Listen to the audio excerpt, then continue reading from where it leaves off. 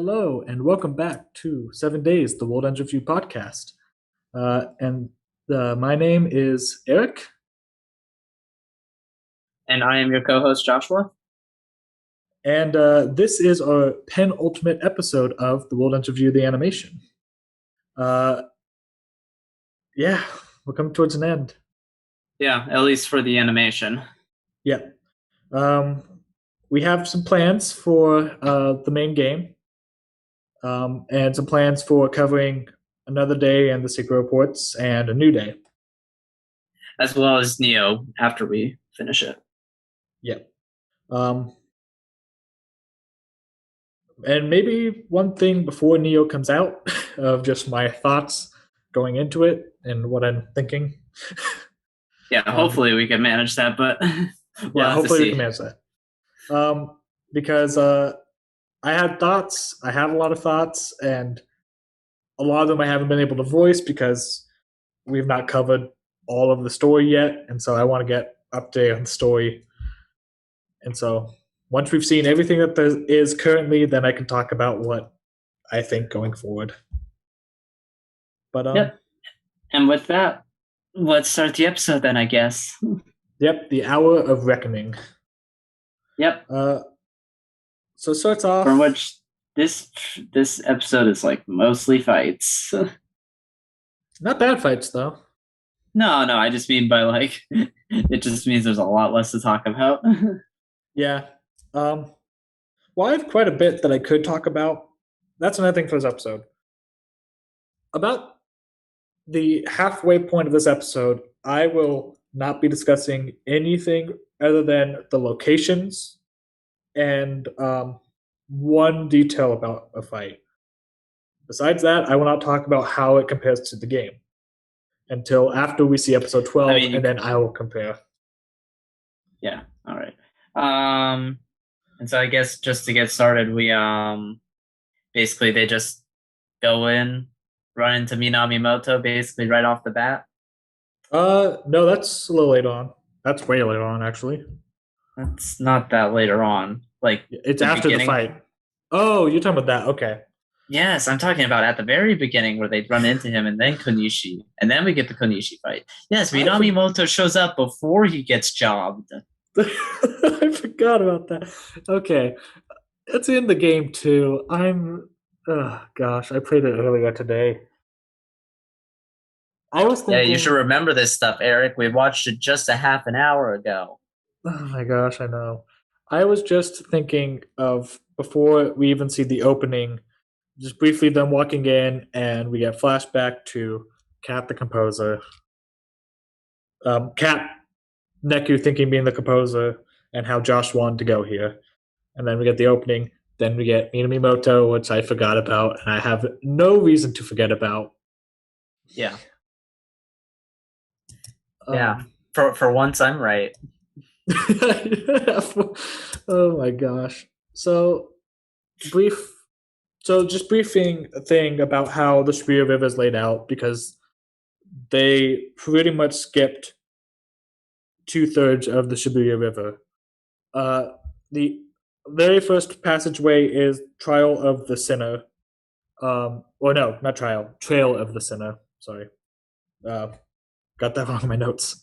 Yeah, so you have the Trail of the Sinner, and then which is just like a sewer looking area, and then you have the Rubicon. Looks very similar, except the Rubicon has a river, and that's where Minamimoto is standing in the game. Yep.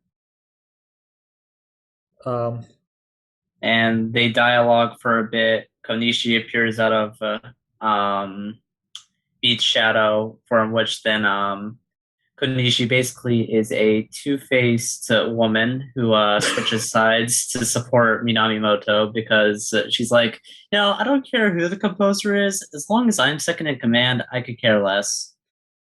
yep. So I was gonna say she's not really switching. Actually, I don't think she says this in the show, but in the game, she actually says like goes through her whole plan of like, yeah, Minimoto is going to go and fight Shades and then the composer, and if Shades kills Minimoto, he'll be in a weakened state, and then I can go kill him. or Minamoto wins and becomes the composer, and then I become his second command. So either way, I'm looking pretty good. Hmm. Yeah, so like she's thought this Yeah. out. Like I mean, other she'll than take that two serious. teenage brats who defeat her, but I mean, that's neither here nor there. Yeah. So what? Okay. So we kind of brushed over a whole lot of what that conversation was. So there's a barrier there, which is why Minamoto is waiting. Yes. Konishi had erected the barrier, and um, Beat and Neku are like, oh, of course she's hiding behind her own barrier. She's a coward. And then we get the reveal that she was with them the whole time. Dun dun dun. Um, so what did you think of Beat's shadow being the hiding Now, spot? honestly, I wasn't exactly too surprised. So there was foreshadowing. There's a whole bunch of Foreshadowing. foreshadowing. I like kind of picked up on it like from the first episode, really. Really? Okay, so I kept asking you what you think the hiding spot is, and you were never giving me an answer to that one. Okay, I like it. I didn't like think it would be that obvious, so I was like, it has to be something better than just that. But like, the more they kept on showing the shadows, I'm like, it's the fucking shadows, isn't it? Well, also Hanekoma's letter in the last episode. I talked about Yeah. her I hiding mean, herself. I just more meant by like how she kept on appearing out of the shadows and freaking like backstabbing everyone. Yeah. Um. Oh, yeah, that was another thing too that I totally forgot. So when Neku and Beat first enter the Trail of the Sinner, the first part of the Shibuya River, they get a text message, and that text message is essentially a walkthrough of how to beat her. It and they're like, "Who sent us this message? Was it Konishi?" And Neku's like, "Why would Konishi send us a message about how to defeat her?" Um, and instead of having that text message come, it was in Hanekoma's letter to them in the last episode. I see. Is Uh, there any sender for that text message, or is it just left vague on purpose because it's meant to just basically be like, "Hey, here's your hint for your boss. Good we luck." never get it. We never get the sender. At least in the main game, I think they might. I don't know. I would think it would be kind of funny if Konishi actually sent it just because she's that confident in her plan. Yeah. Um. Also, another thing that was not. That's really funny, actually. Another thing that wasn't in the show, or at least wasn't well represented in the show that was in the game, was she was gathering intel on Beat and Neku the whole time. And so there are several times where Beat is trying to say something, and she'll say what Beat's about to say a second before he does it. Uh, and that's just to show that, like, oh, now she has foresight because she has information on them, so she knows how they would act. I see. Um, didn't really come across, but it was a small thing. Yeah. Yeah. Uh, but then we get, um, The Konishi fight. yep. So I haven't talked about this before, but all of the like Reaper turn noise or noise forms, whatever you want to call them, have names. The Latin, and it's typically the Latin name for the animal, and then the Latin name for singing. Um, so like uh, Higashizawa was Ovis cantus, which is the singing sheep.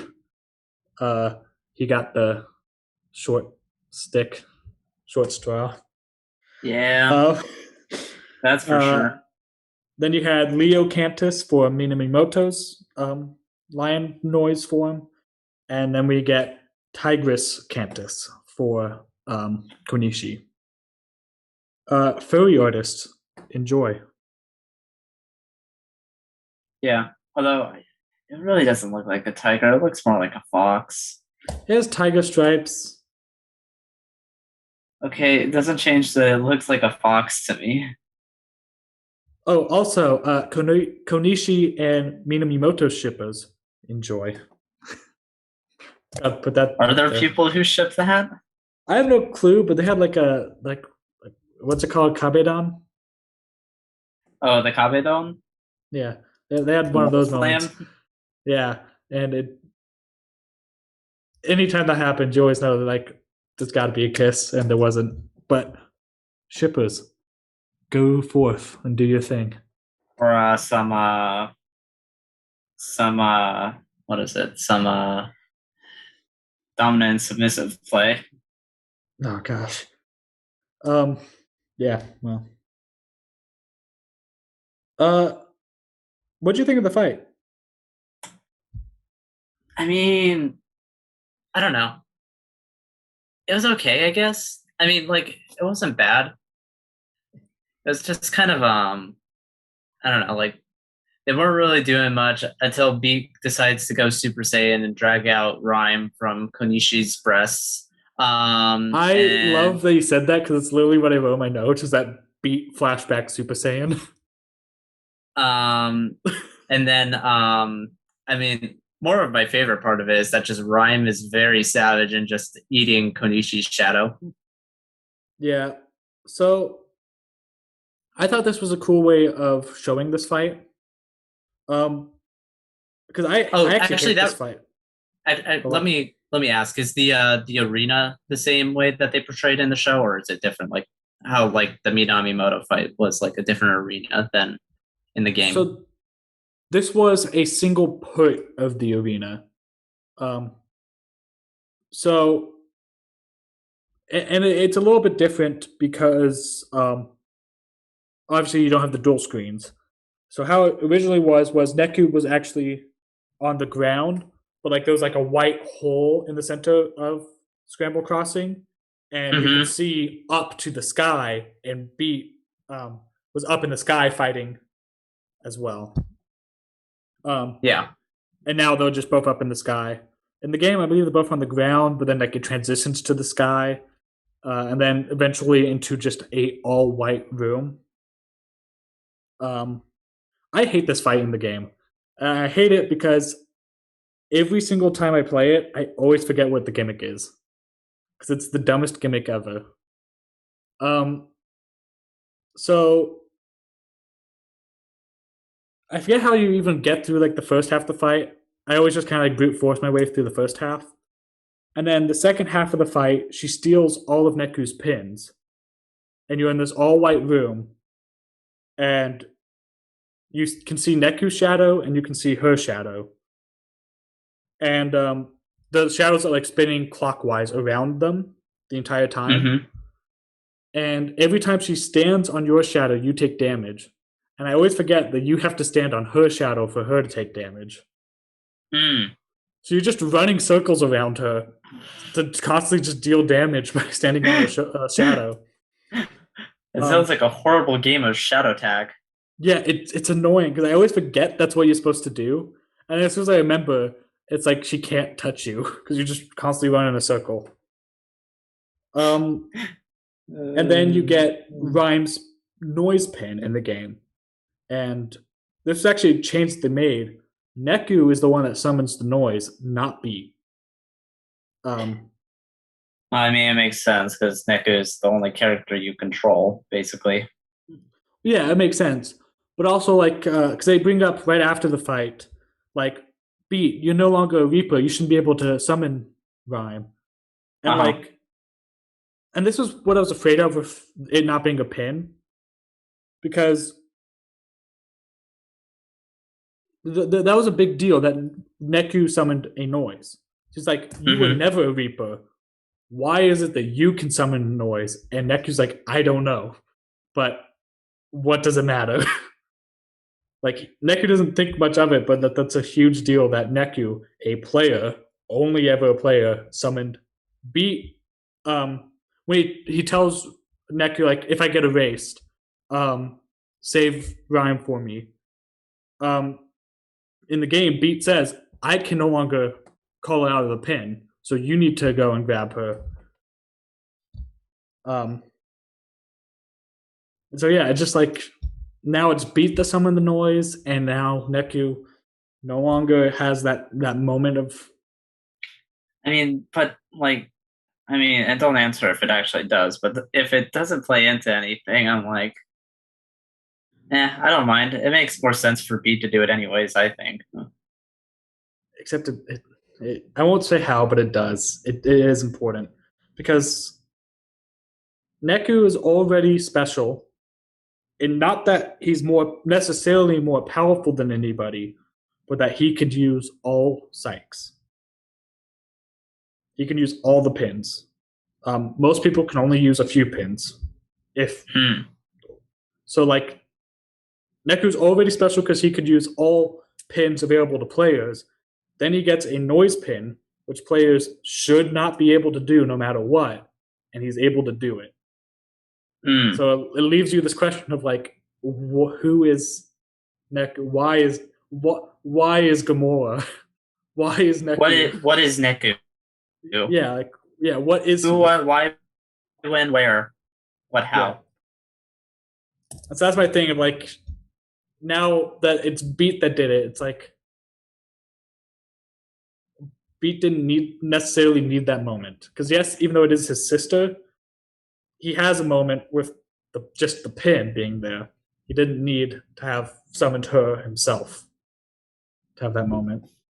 Yeah, I don't know. I think it made more sense to have B do it, but if you're saying it has that big of an impact later on, then well, we'll see next episode, I guess. Yeah, it's hard to explain at this point. Um, but yeah, so they get out of the fight and they're still in the White Room. Well, it's more of that they end up in the White Room by the end of it. Yeah, but in the game, they just end up back in the Rubicon, Mm. and they pass through the Rubicon to the Trail of the Bygone, and it's in the Trail of the Bygone that they. Well, let's talk about this too. They reunite with Shiki. Mm-hmm. Yep, that is the next thing that I was going to talk about too. Yep. Well, So actually, there's one thing before actually we hop into that, and basically Konishi decides to monologue in her defeat, yeah, of course. basically trying to sow seeds of doubt in Beat, but best girl Shiki comes in with a save. So I didn't like that. I mean, it is very easy to guess that Rhyme's entry fee was her dreams. Mm-hmm. But in the game, we never actually get that confirmation. We are technically left asking, like, if her memories of Beat was Beat's entry fee, what was Rhyme's? And so, like, while it's easy to assume it's her dreams, we never get, like, that 100% confirmation. And here, just like Shiki's like, yeah, it's dreams. It's like, I mean, okay. is there anything wrong with that? I just like that's a little more open. Because honestly, I'd have been because you can so easily guess that. I didn't have like a need for them to just come out and say it. But like compare that to like Shiki's death, where like all we know is that it was some type of accident, and it was right after a fight with Eri, and we don't know anything else besides that. And it's like I would rather like get some information on how Shiki died and ended up more than confirmation that it was Rhyme's dreams, which was very easy to guess.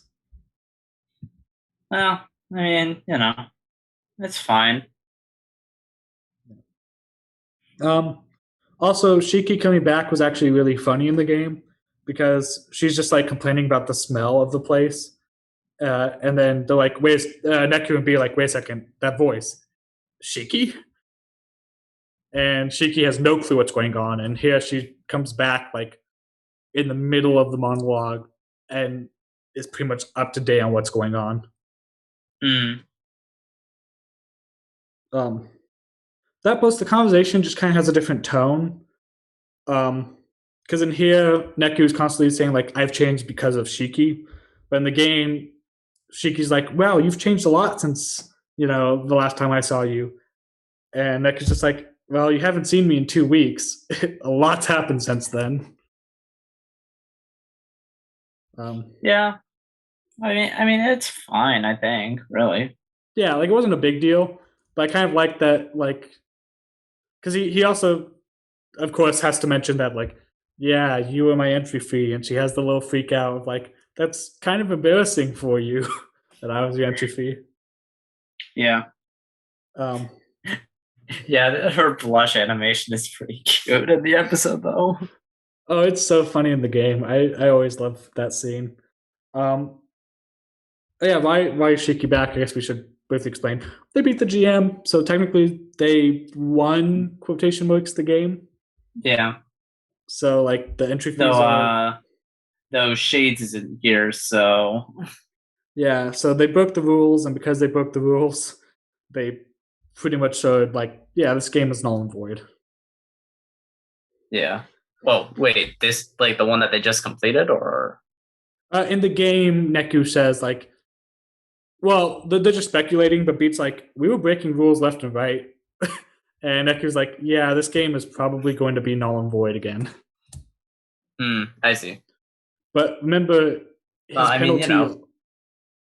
they did break the rules. They finished the game on day 6. Okay, so Josh was technically right on his predictions of when you fight Minamimoto and when you fight Konishi, except he wasn't right. I don't know who we give credit to at this point. Well, I mean, I was pretty much right, other than the part that they beat Minamimoto on day 5. But I mean, Damn. You thought that they would fight and beat him, but then they lost, and so you're like, oh, they'll probably beat him next time. But like, you guessed that the fight was going to be on day 5, and the fight was on day 5. Yep, of the I was show. right on that.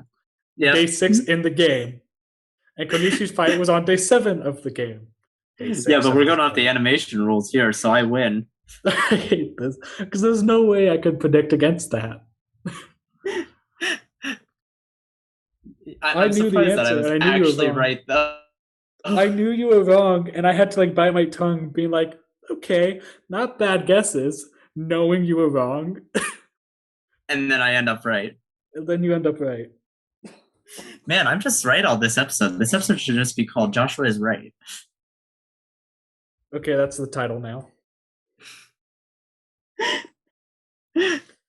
And also, everyone's going to be confused, like, Joshua's right? What? Joshua, what? Yeah, because Joshua is clearly back in this episode. Oh my gosh. I hate that you were right, dude. I don't hate that you were right because you were right. I hate you were right for what it means that you were right. It just means that I know how game adaptations in an anime go better than you. Why is this day 6? So when we first watched it, I was breaking down, just like, why is this day 6? Yeah, you're What still is day breaking 7? down now. Yeah, why? I don't understand why they would make this, because there was no reason why they couldn't split the last episode into 2 days. There was no reason. I don't know, unless they're planning on doing something weird with day 7 in the final episode. But I'm just like, you can't add another, like, New Day cannot take place a single day after, and you can't just add one new day at the end of it. Like, I don't know. I don't know either, really. Honestly, I can't tell you what they're going to do with that last day. Yeah, like, why? Every other week has been 7 days. The whole point is that it's a 1 week. I guess they were just going for that 776 pattern. I swear, if that's what they were doing. No, it's 777. No, I don't know. There's a pattern that's 776 from somewhere. I forget where, but I feel like I've heard like that. That's kind of a pattern somewhere. I don't know. I may be mistaken. No, not like it's not related to the show. Just no. I don't know. Thracia 776. Oh, that's what I was thinking of. That's what I said. Thracia. Maybe that's what I was thinking of. Oh my gosh, what's happening? Yeah, it's Twiwi 776. Neo Twiwi Uwu. Oh. Okay, do I have to link that video now to this episode? I Um, mean, yeah, I guess so. I guess we I have have to to. link JRPG's video to it. Yeah, I need to find. It was JRPG's video. Yep. Um, Let me find it because I believe you sent it to me. Yeah. Uh, It's J as in like the name J and then yeah, RPG. JAY space OPG. Yeah, J OPG. Um, unlike us, got to preview Neo the World's Review. Not jealous at I mean, all. Square the Enix. man also got to preview Tales of Arise Oh before the man. trailer that came out for E3, before even the final two party members were announced. So he knew this stuff before that. I'm like, Man. come on. Yeah, he got to play Neo, even though he hasn't been the first game. Not jealous at all. Um, and in it, he was talking about the acronym Neo Tweewi and how it's adorable and how he wants a like a final remix sort of called a Ultimate World Upgrade, just so that way it could be called Neo Tweewi Uwu. It was a pretty funny joke. It was a really funny joke. Um, and it is adorable. I think like the top joke was like, I was sold at Neo Tweewi Uwu. Yeah. Um, man. Anyways, But anyways, so do we want to get back to Minamimoto getting jobbed? yeah, do I have more to say about the Shiki conversation? I'm trying to think. So yeah, other Um, than complaining about revealing what Rhyme's dream is, I mean, there isn't much to it other than yeah, Shiki getting pretty flustered at Neku being like, "Yeah, you were my entry fee." yeah. And then we were talking about the days and how it's day 6. Yep, okay. I don't know. I don't know why they're doing this, but I guess day seven's not a thing. Okay. Day 7 does not exist. Yeah. Um, It's like Half Life 3. yeah. And so we get Minamimoto getting jobbed, you said? Yep. Yeah. So you were so confident that they were going to beat him, and this point made me a little happy. Because No, but honestly, when I first watched the episode, I laughed out loud because I'm like, Minamimoto got freaking jobbed. That's even better than them beating him. yeah. So I find it even funnier in the game because in the game they see one of his junk heaps, like he's been making everywhere else. Mm-hmm. And they're like, wait a second, there's something under the junk heap. We should go look. And then you just see his body like half hanging out underneath, like the Wicked Witch of the West. And Beat just sees that and is like, well, on the bright side, we don't have to fight him. And Shiki's just like, that's morbid. You're just gonna have to fight whatever killed him. And he's like, yeah, but at least we don't have to fight him. Yeah, but at Bright least you side. don't have to fight him. Look on the bright side. There's one less strong opponent we have to deal with. Yeah. So in the game it was a little bit funnier. But in here we just see the dead body. When I'm the he wasn't actually like dead, he still moved a little bit. He twitched. A I mean, he was pinned down by like couple. beams of Yeah. light. Yeah, I really wish they'd stuck with the junk heap on top of him just because irony. Yeah, but it might have been too graphic for the time slot they may have been in. Uh Not really. Like in the game, it's just sitting like on his back half and like there's no blood or anything, it's just him lying down. Similar to this. Yeah, but you don't. Japanese time slots are very specific in what you can and can't show, Eric. Okay. Sure enough. Because let me see if I were to translate it to. Yeah, yeah, okay. I don't know why they couldn't. That's like a midnight showtime thing. um Let me Yeah, go like back. 1:25 in the morning is when they showed this. Yeah, I don't know. So yeah, I don't know. Um so after what would be the Trail of the Bygone, you enter the Dead God's pad. Um And we've actually seen the Dead God's pad multiple times, many times. Do you know what the Dead God's pad is? No. It's the bar that we saw all the Reapers in all the time. Hmm. In the in the show, we see the White Room break apart, and we're in the Room of Reckoning. I see. um, And you and at don't this, think we'll get any of these rooms next episode? based off what they've already shown, no. Got it. And at this point, I will no longer be comparing the story or anything to the game. Except for locations. I I mean, it's will. pretty much just the Room of Reckoning for the rest of the episode. Yes, but there's still two more rooms you would. Well, one more room that's very important after the Dead God's pad. Um, and then you get to the Room of Reckoning. But like story stuff, I'm not getting into. I mean, other than other than what's shown in this episode. What's shown in this episode that I could talk about without spoiling further stuff. Yeah.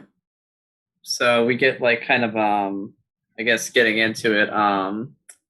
Shades appears and he just kind of like, you know, Beat says he's going to become the composer, and Shades is like, "No, you're not. You can't be the composer because you're too much of an egoist." Yeah. Yep. Everyone is egoists, and the composer is too busy with the well-being of everyone's happiness.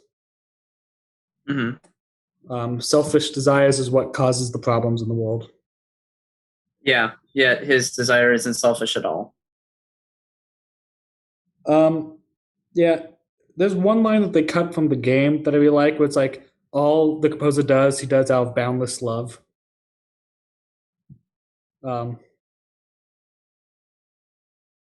I don't know, it's not like super important, but I like that that was in there, just because you kind of look at that like, huh, okay. Yeah, I don't know. It just feels like his statement of like, like it's all like their selfish wishes. I'm like, mate, yours is probably the most selfish out of all of them. Yeah. Anyways, and then we get the Shades fight where so we get that red open that Shiki got back in like episode 1 finally comes back. I believe it was episode 2, but yeah. Yeah. So this is one thing that I will talk about, and this is very brief. Here we see, I don't know how to pronounce this, Anguis Cantus, singing snake. We don't see this early. This is human Shades and Shiki possessed partnered. So this fight is somewhat similar to like think Yuzuki and Korea, where they're acting as partners with each other, fighting. See. So instead of having human Shades, they just move the singing snake earlier. I see. Which is a shame because his human form is really interesting in the game. How he works in the game, or his main gimmick in the game is that he can stop time. And he can like so he goes all Zoroardo on everyone. Yeah. So he'll like stop time, teleport in front of Neku, and like shapeshift his arm to like a snake thing, and like attack Neku that way. He has a couple of other moves that like are hard to describe, mostly just like projectile stuff. And then Shiki attacks with Mr. Mew. Basically how she does in the game. But instead of attacking noise, attacks you. I see. But in here, it's singing Snake and Shiki. Yeah. And instead of the Dead God's pad where this fight first took place, it's now in the Room of Reckoning. Yeah. Uh, Otherwise, I mean, the fight just kind of goes on. Beat gets yeah, it was a knocked decent fight. out. Shiki gets knocked out. There's a The demon tide giant, from Kingdom Hearts. yeah, like the giant Mew ball that's pretty similar to the Demon Tide from Kingdom Hearts happens. Yeah. I the first time I watched that, I literally paused. Was like, is that the demon tower from like Kingdom Hearts 0.2? It's like literally like the final boss that Aqua fights. Just a mass of beings in like a chain ball. Yeah, I mean, It's it fine. was pretty cool, but the fight felt over like very quick. Like Konishi's fight lasted longer. I mean, I get what they're trying to do, especially by the end of this episode, because they show it's like he has a second form, which I don't know if that was in the game or not. But So I'm not going to talk too much about Draco Cantus because if you know, you know. And if you don't know, you don't know. I'll know by next episode. Yeah.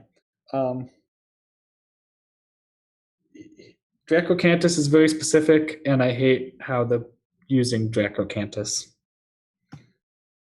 Um, so we get a little bit between that though. So how this worked in the game was you already defeated Shades at this point.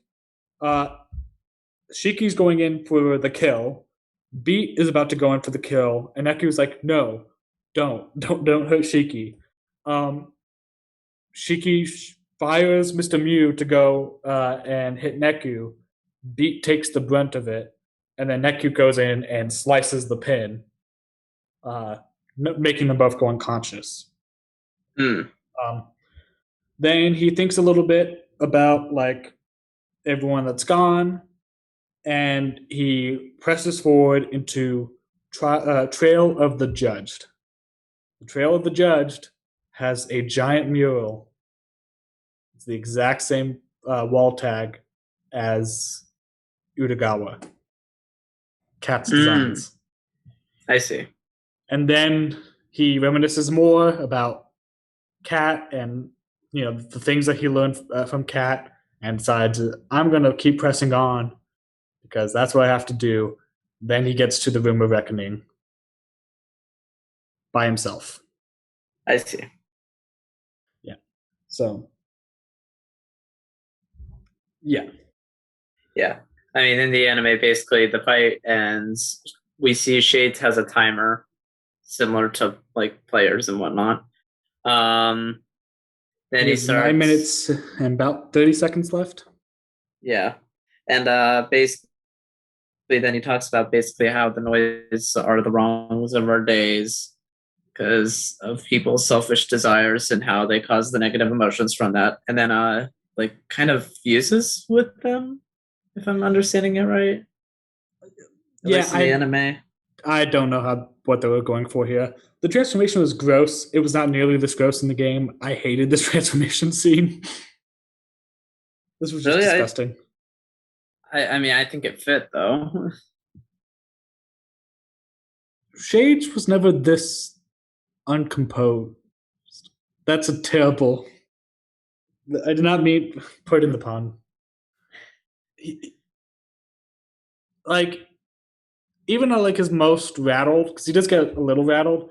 He's never like this deprived. Mm-hmm. Like here, his body's just like completely deformed, and he's like these disgusting snake arms, and his head grows into this long. It's like it's just gross. I was not a fan of it. Yeah. Well, I mean, what you Um, gonna do? yeah, I don't know what they're going for here. Nor do I. Um, so oh yeah, I think we kind of brushed past this, but a little bit more about the plans because I don't think we actually fully mentioned this. Shage is the one behind the O pins and the Red Skull pins and everything. Yep. And he based the Red Skull pins off the composer's design for the player pins. And he was Yep. trying to rewrite the cognition, well, not cognition, geez, Persona 5.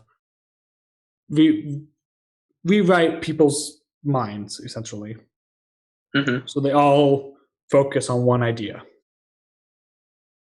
I see. Um, that's But what they yeah, talked about in the show. yeah. No, I mean, yeah. No, it's just yeah.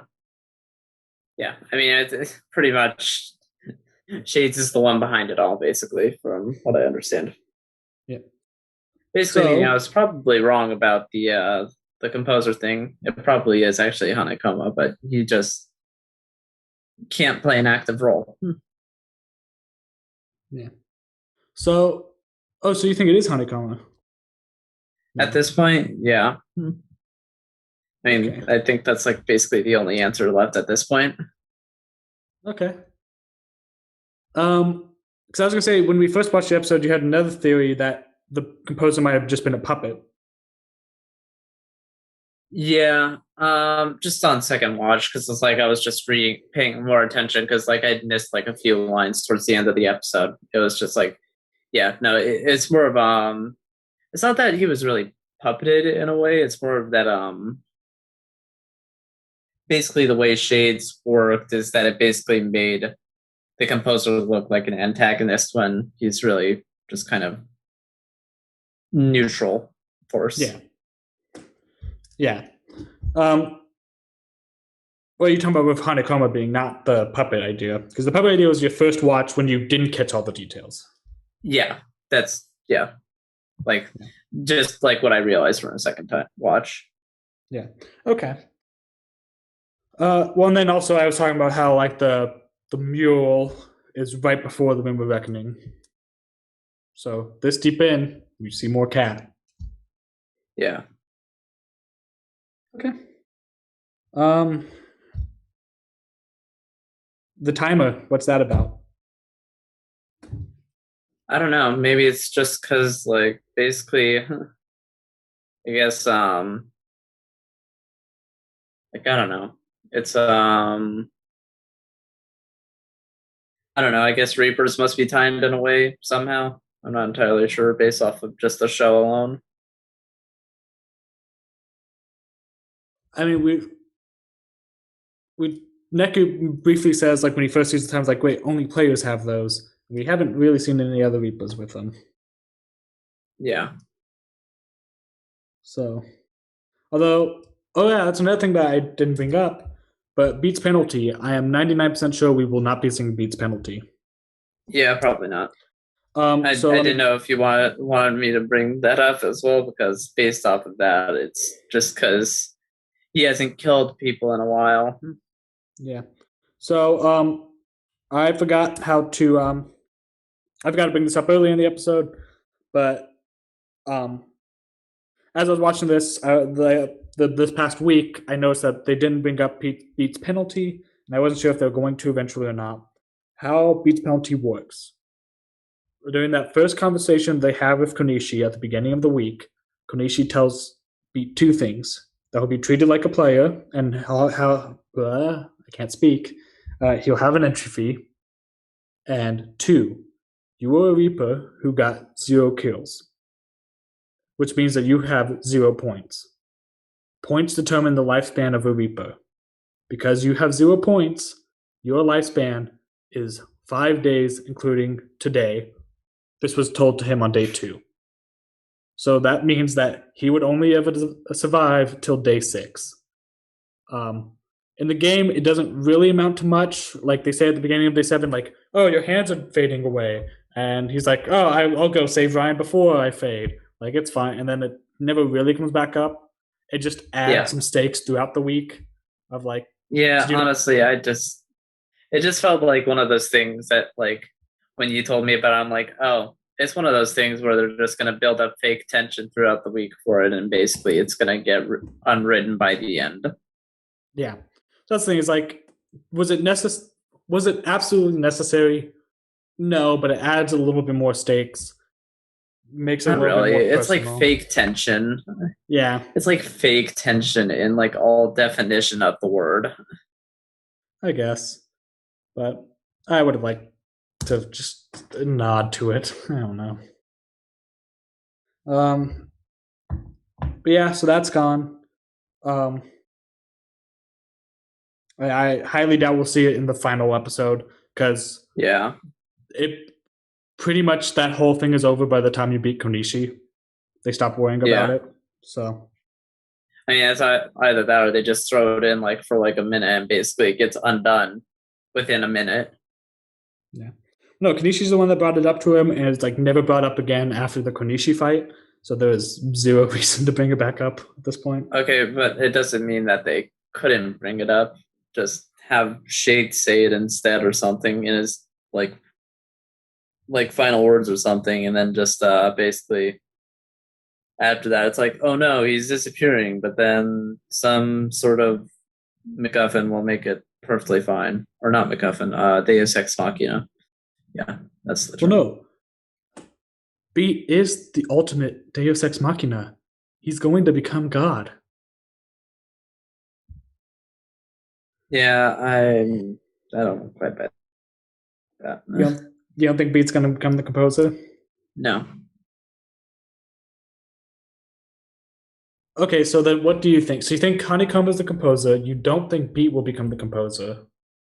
Yeah, I don't really think like no one's gonna really pick up the title of composer, and I don't think Hanekoma is gonna be the composer for much longer. So Do you think it'll be an empty seat? yeah, Or do you think Neku will take it? I don't think Neku will take it. Okay. Uh, yeah, just give me a rundown because this is the final episode. So we've all cards are on the table at this point. What does the final episode look like besides just a fight Um, with a giant golden dragon? I mean, after the Shades fight, we'll probably get Shades saying some final words, maybe throw in that thing about Beats thing. It'll happen for a minute. They'll talk with Hanekoma, which will resolve about everything. They all come back to life, meet up, and happily ever after What until about the the red next pins? game. Until next game. Until New Day. Um, the Red Pins, I don't know. Yeah. I mean, basically, they'll just. I mean, Turn with off. Shades gone, they're with Shades gone. I don't think they'll really be like in effect per se. And I don't know. There'll probably be some explanation as to why they go away. I don't know. It could just be composer magic. Yeah. It's because he kind of gives his motivations for he sees the problem in society, and so he's trying to fix it by conducting the world, as it were. Um, yeah. So the next episode we talked about a little bit last episode too, but the next episode is called "It's a Wonderful World," which is the Japanese name. Yep. Um, Yep. which Subarashiki kono sekai wo. which I already know what we're going to call the final episode, Got it. but that will be a surprise to me. Well, not surprise to Josh. I'm not going to spoil what we're going to call the last episode. But yeah. Yep.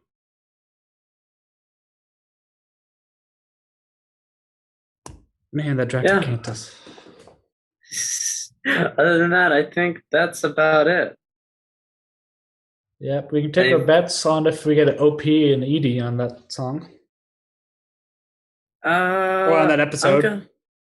I'm gonna bet probably at least no opening. We may get an ending. It depends on how much like is covered, really. Yeah. I think I don't think there'll be an opening. I think there probably won't be an opening. I'll say firmly we will get an ending though. I don't know if they would ever do like a original one-off ending, like different from the rest of the series or not. But It's either that or what they do is they sometimes do it. Other animes do it in that it plays the credits over like actual scenes while it still has the ending song play. this ending song wouldn't work well for that though. Like I could see them doing that, but it would have to be a different song. Yeah. I mean, unless they decide to do something like the credits song from the original game or something. So I have to imagine that's a softer song. Well, so the DS one has probably one of my favorite ending song, like credit songs to any game. Actually, that's not true. Top 10, definitely. I don't know if I'd say it's my number one. Nier Automata has an amazing credit song. Um, but definitely top 10. Lullaby for You. And then for some reason, they couldn't get the rights to use a Lullaby for You in the iOS port. So they had to scrap that song and get a new song. And I'm not a fan of it. And they used, I believe, the same one in the Switch port, maybe a different one from like a remix of the iOS one. But Mm, like, I think it was the same song. Just it might have been like a different version of the song. And it's been so long since I played the iOS version. I see. Um, I think the last time I played the iOS version was what 2015, I think. It's been a Let's while. see. Just leave it Yeah, at that. Just yeah. but yeah. Uh, but yeah. So I don't know. I would personally love to see Lullaby for You come back, but I really don't think it's likely. Yeah. Um, but yeah. Um, maybe. Yeah. I don't know. Otherwise, I think that's about it. That's Yeah, I'll you got go into anything more else detail. or Yeah, I'll go more detail into what I think about the shades in this episode, in the next episode of our show. Um, I don't know how to talk about it without spoiling some major reveals that are coming up. So got it. um, yeah, I don't have much more I can talk about at the moment without spoilers. So All right. Well, I think that will be the end of this episode then. Thank you for watching. Feel free to leave comments for any feedback, and thank you for watching. why is it 6 days? Bye.